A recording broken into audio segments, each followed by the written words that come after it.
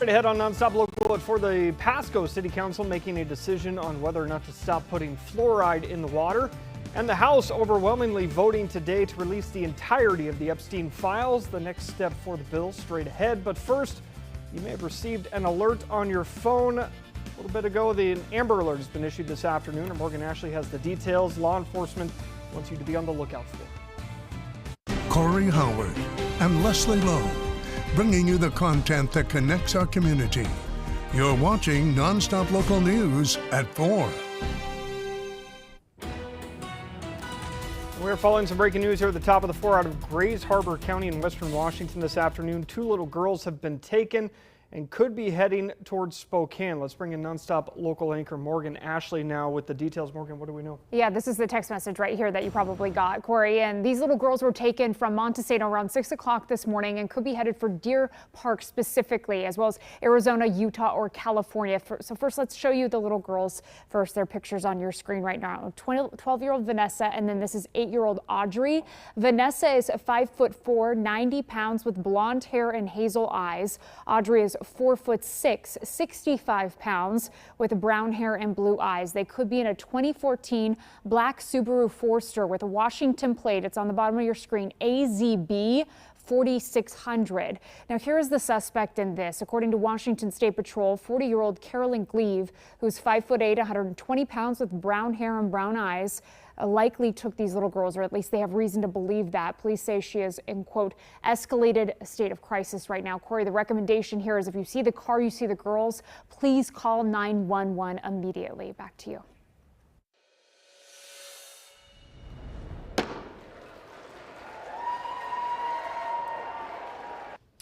Earlier today, the House overwhelmingly passed a bipartisan bill ordering the Justice Department to release all of its case files tied to convicted sex offender Jeffrey Epstein. The House voted 427-1 to advance the measure.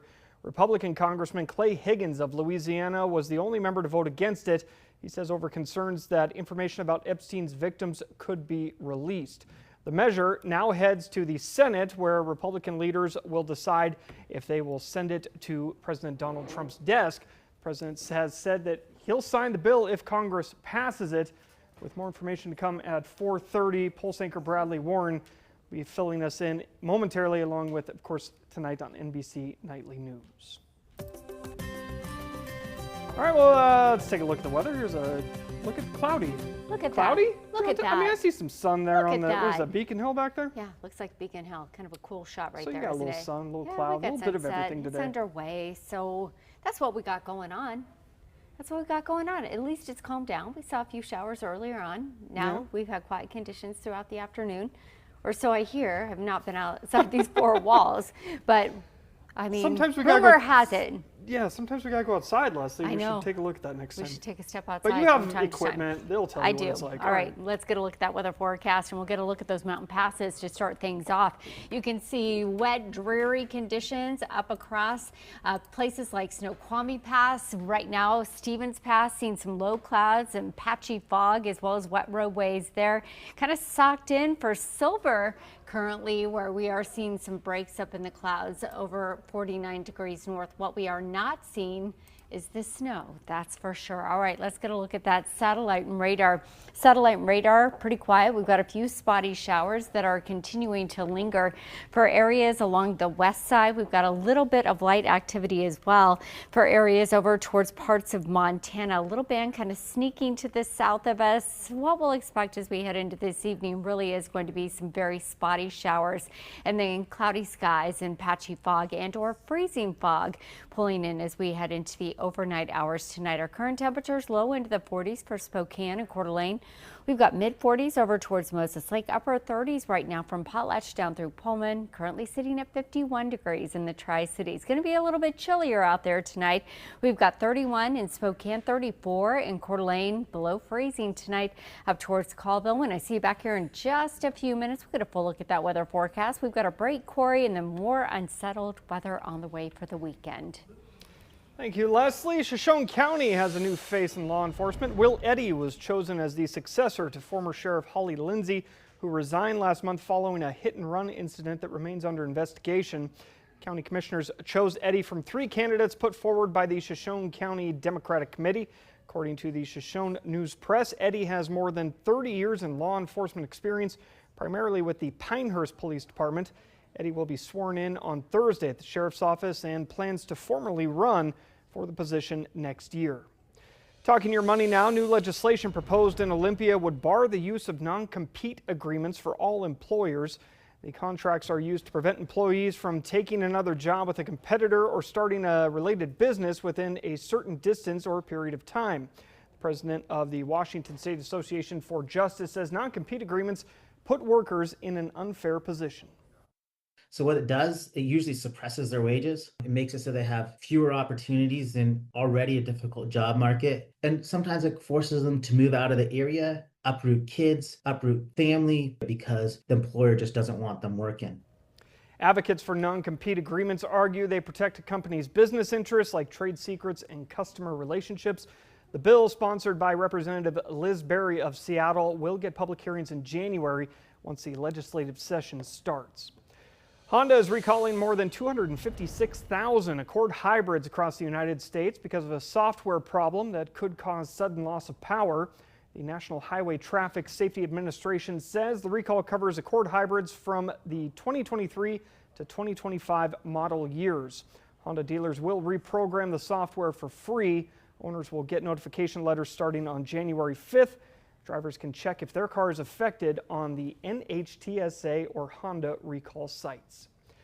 In Pasco, city officials will soon stop putting supplemental fluoride in drinking water following months of the public comment and ultimately a council vote last night. That decision came in a 4-2 vote in favor of not putting fluoride in the city water. Public surveys were more evenly split across 2,100 respondents, a near even split with 51% saying they were against removing the fluoride. A similar split was seen during public comment at last night's council meeting. We had fluoride tablets that we could take, and if we chose to do that, we could. If not, we didn't have to. So I just feel like it's really up to the person. The science is clear, the need is clear, and the benefit is measurable. I urge you, as someone who has seen the faces of children in pain, please continue fluoridating Pasco's water. Right before the council voted to discontinue putting fluoride in the water, they voted to put it on the ballot for public vote. That vote tied 3-3. Well, in the wake of the longest government shutdown in the United States, many are slowly piecing their everyday lives back together. One side effect of the shutdown, the loss of SNAP benefits. This led to many people to begin utilizing food banks who might not have before. So how are local food banks responding now that the shutdown has officially come to a close? NonStop Local's Ainsley Anderson spoke with leaders at Second Harvest Food Bank today to get a sense of where things stand. Good afternoon, Ainsley.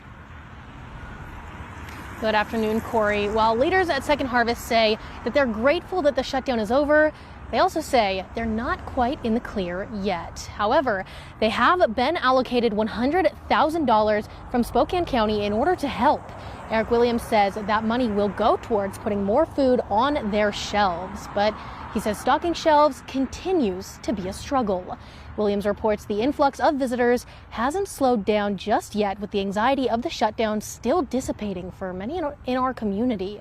While he remains optimistic they can continue feeding those in need, Williams highlights the busy holiday season they face each year coming right after the shutdown means all hands on deck. So a government shutdown, who anticipated that? 6 months ago, we certainly weren't expecting that. So we're always pedaling as fast as we can. Right now, need is relatively high. Holidays are a little more stressful, and whatever we can do to relieve that is really important. But at the same time, come January, we're still going to be working to try to get food to people. But as you just heard Williams say, the need for food donations is all around the clock, and it expands far beyond the shutdown and the holidays. And when it comes to ways that you can help, Williams says he thinks of the 3 F's, which are food, funds, and friends. Friends being their volunteers. He says that their operations would not be possible, especially in difficult times, without the help of their volunteers. Live in Spokane, I'm Ainsley Anderson, NonStop Local. Ainsley, thank you very much. Still to come this afternoon on NonStop Local at 4. It's about that time to thaw out the turkey, rather. Maybe before you do that, though, consider taking it down to your local rink, shoving it down the ice while other people carve a path using brooms in an effort to score the most points in a friendly competition of turkey curling. Have you thought about that, Leslie? You thought about turkey curling? I've not thought much about turkey curling, but I had my back turned when you started to read that, and I'm like, did he just say a turkey down ice? There you go. What? There we go. All right. A live look over Spokane. Cloudy skies out there. We're watching for patchy fog and possible freezing fog to settle in overnight tonight. We'll look at that weather forecast and when that next round of unsettled weather is set to arrive when we see you back here right after the break.